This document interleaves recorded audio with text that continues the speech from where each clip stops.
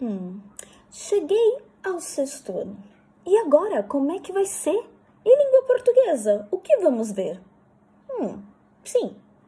Mas, antes de vermos o que vai acontecer neste sexto ano, é sempre bom rever.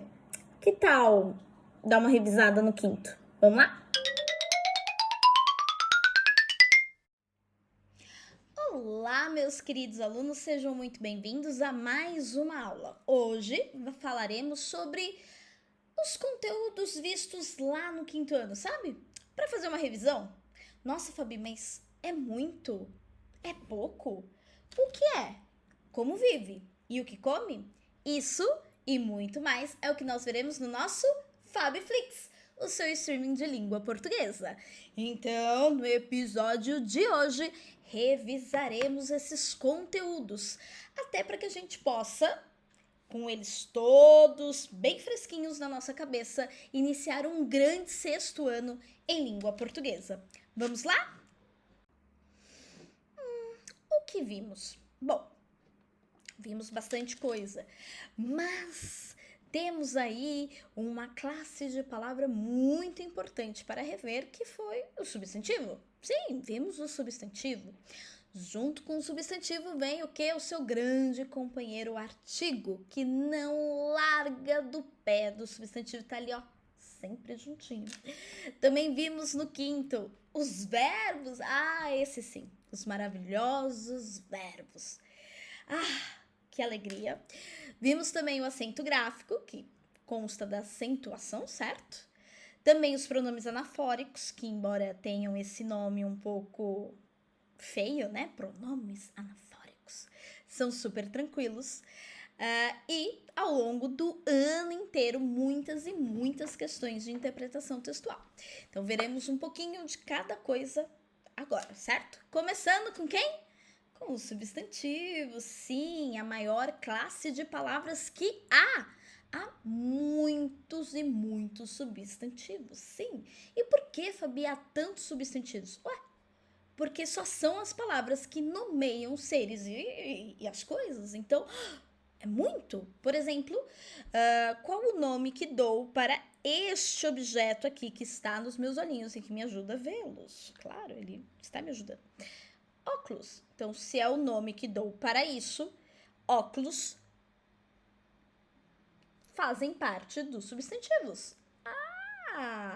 E além disso, nós também temos as classificações que estão nesses substantivos. Como são muitas as palavras que pertencem aos substantivos, os meus gramáticos, ora pois, maravilhosos, perceberam que teriam uma necessidade de fazer uma classificação ali interna dos substantivos. E nós veremos apenas dois tipos de classificações, que são os próprios e comuns, os primitivos e os derivados. E vamos começar então a batalha entre os próprios e o comum. E eis que já dou aqui para vocês um exemplo, certo? De substantivo. Qual o nome dado ao streaming de filmes e séries cujo logo é vermelho? É o Fabiflix? Não, é um streaming piorzinho aí. Brincadeira. O nome que recebe esse streaming é Netflix. Se é o nome que ele recebe, é como eu nomeio, portanto, ele é um substantivo, certo? Sim, ele é. E ele tem uma característica ainda mais particular, porque não há N Netflix, há um.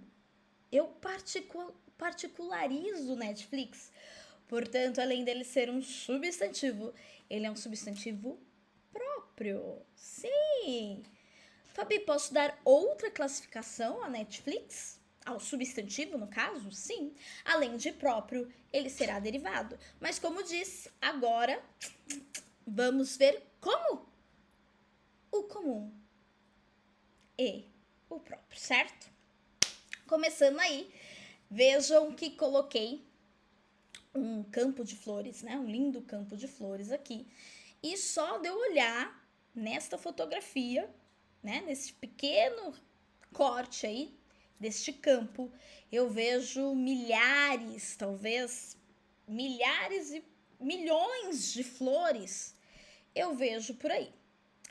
Eu diria, então, que flores se classificariam como um substantivo comum, certo? Mas, Fabi, o que são esses substantivos comuns? São aqueles que se referem a todos os seres de uma espécie. Então, tudo que eu encontro como característica para nomear como flor, eu tenho milhões de flores pelo mundo. Eles são comuns porque são muitos, certo? São muitos os seres que eu vou nomear aí como flores. Então, flores é um substantivo comum, certo? Já diferente, por exemplo, quando eu coloco flora. Fabi, flora, vem de flor? Vem de flor, a gente vai ver isso também. Mas aqui, flora é o nome que eu dou para uma pessoa. Se eu nomeio uma pessoa, um ser, eu estou particularizando este ser, então ele não pode ser comum, ele é próprio. E muito mais ainda, eu vou grafá-lo com uma letra maiúscula, porque é um nome. Então, ele é um substantivo próprio, flora, certo? Agora vamos para outra classificação entre primitivo e derivado, certo? Voltando ainda ao meu substantivo comum, que é flor. Eu diria que flor é primitivo porque ele é o primeiro nome, certo? Tudo que virá formado a partir de flor, que é primitivo, eu chamarei de derivado. Então, primitivos são substantivos que dão origem às outras palavras. Ele é o primeiro, assim já dizia, primitivo, certo? E aí, olha que interessante que, por exemplo, flora já será derivado, pois o nome vem de flor. Então, flor é um substantivo primitivo e flora já é um substantivo derivado. Tranquilo até aí, né? Sei que temos aí duas classificações, mas são bem tranquilas que nós precisamos rever. Tudo bem? O próximo que veremos aí são os nossos queridos artigos. Sim, esses pobres coitadinhos que estão sempre seguindo os substantivos. Mas, Fabi, por que os artigos eles seguem os substantivos? Eles têm uma função. Por quê? Porque eles vão definir ou indefinir, particularizar ou generalizar os substantivos. É muito diferente quando eu falo flores e quando eu falo as flores. É diferente. E esses artigos, eles também têm uma classificação, que é uma classificação muito simples. Eles, nesse caso aqui, o as é um artigo que eu chamo de definido. Sim. Fabi, quais são mesmo os artigos definidos? É fácil. É o a, o as e o os. Só são esses, só. Olha que maravilha esses artigos. Mas eu também tenho outro tipo de artigo. Sim, olha o uma aí, este uma não é numeral. É um artigo que neste caso eu chamo de artigo indefinido. Porque quando eu falo assim, uma flor, eu não sei bem ao certo qual é a flor. Eu falo, uma flor aí. Fabi, quais são os artigos indefinidos? São poucos também. Olha que maravilha. Eu tenho uma, eu tenho eu tenho umas e tenho uns. Só esses também? Só os artigos são isso. E o importante é que você saiba que ele está sempre aí antecedendo um substantivo. Sempre. Ou para defini-lo, ou para indefini-lo. Tudo bem com artigos? Sim? Vamos para o próximo tópico, esse que tanto amo, que é verbos. Sim! Se fôssemos colocar os verbos numa categoria de importância, eu diria que o verbo é o nosso sol. Mas, Fabi, como eu posso definir aí verbo, né? Como que eu posso explicá-los? Eu diria que são palavras que vão exprimir. Mas o que elas exprimem? Ação, estado, mudança de estado e fenômenos meteorológicos. Sim, mas sempre em relação a um determinado tempo, certo? Ou eu falo no presente? Ou do presente eu retomo o meu passado? Ou do meu presente eu vislumbro o meu futuro? Essa é a questão de tempo. Mas nós vamos ver as características mais específicas dos nossos queridos verbos, que temos aí, por exemplo, o modo. Sim, o modo. Ele pode ser um modo indicativo de certeza, ele pode ser um modo subjuntivo, que me traz uma possibilidade, uma incerteza, ou imperativo, que trará uma ordem ou um pedido, certo? E quanto aos tempos, quais são esses tempos? Ah, tranquilo. O tempo eu tenho o presente, certo? Então eu sempre tenho um falante colocado no presente, que virá horas o meu passado, que eu chamo de pretérito, horas o meu futuro, certo? E o pretérito é interessante porque ele tem algumas classificações, mas vamos começar com o presente, que é simples. Eu amo o verbo. Isso é fato. Eu amo. Estou eu aqui falando no presente, é no momento, é agora, certo? E é uma certeza, por isso que é o modo indicativo. Já o meu pretérito, olha lá, eu tenho dois tipos. Na verdade, nós temos um terceiro, mas o que ficou muito marcado para vocês foram esses dois pretéritos, o perfeito e o imperfeito. Muito basicamente, o perfeito é aquele a qual uma ação ocorre no passado e acaba no passado. Acabou, certo? Já o imperfeito, como o nome já diz, né, tadinho imperfeito, ele não é um pretérito que muitas vezes termina lá no passado. Às vezes ele vem, ele acompanha, ele traz uma rotina, algo que acontecia muito nesse pretérito, nesse passado. Vejam aí os exemplos. Eu amei o verbo. Eu ainda amo, tá, gente? É só um exemplo. O amei tá marcando aí uma ação que aconteceu no passado e encerrou lá. Eu amei, não amo mais. Acabou. Certo? Já o pretérito imperfeito, eu digo, eu amava o verbo, como se fosse algo rotineiro do meu dia a dia, amá-lo sempre. Ah, esse sim. E não acabou. Certo? Esse tá certinho. Prefiro até mais este. Agora. E temos aí o futuro, que é aquele tempo que vislumbra as possibilidades futuras, não é? E aí eu tenho, por exemplo, eu amarei o verbo, que é algo que eu jogo pro meu futuro, aqui olhando do meu presente, eu já jogo lá pro futuro dizendo, eu amarei. Sim, sim, sim. Sim. Bom, além disso, nós temos também uma outra parte que vocês viram bastante no quinto ano, que diz respeito a acento gráfico, acentuação, certo?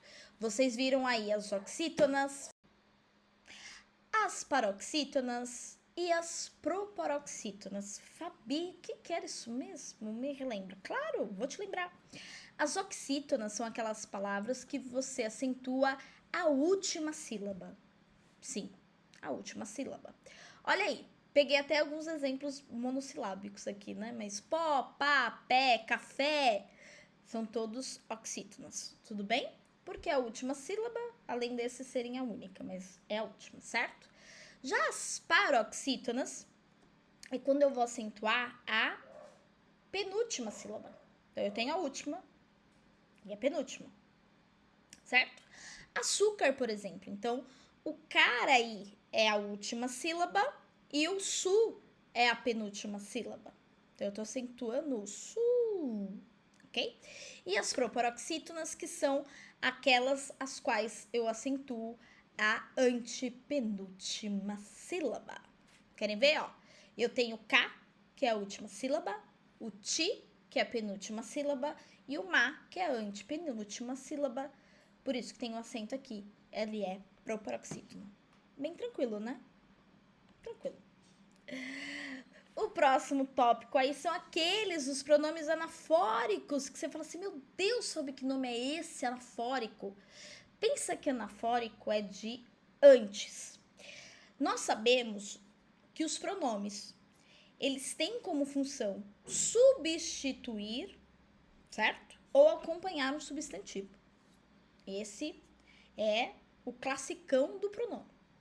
O anafórico, ele só me marca o seguinte, que esse pronome, ele tá substituindo um substantivo.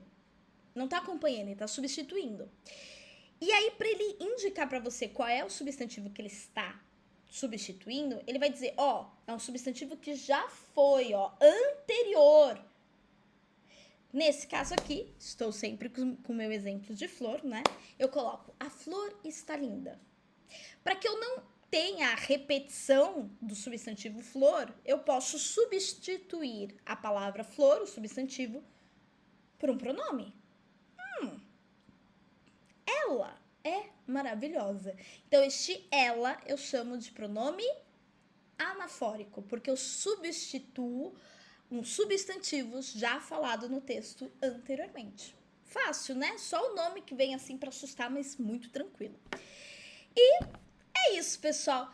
Mas, Fabi, e sobre interpretação de texto? A interpretação de texto, você precisa ter o quê? Uma leitura atenta para entender qual é o objetivo daquele texto, a função que ele desempenha, o que ele quer dizer aos leitores. É isso, super simples. Vejam aí as nossas referências e até a próxima aula no nosso FabiFlix, o seu streaming de língua portuguesa.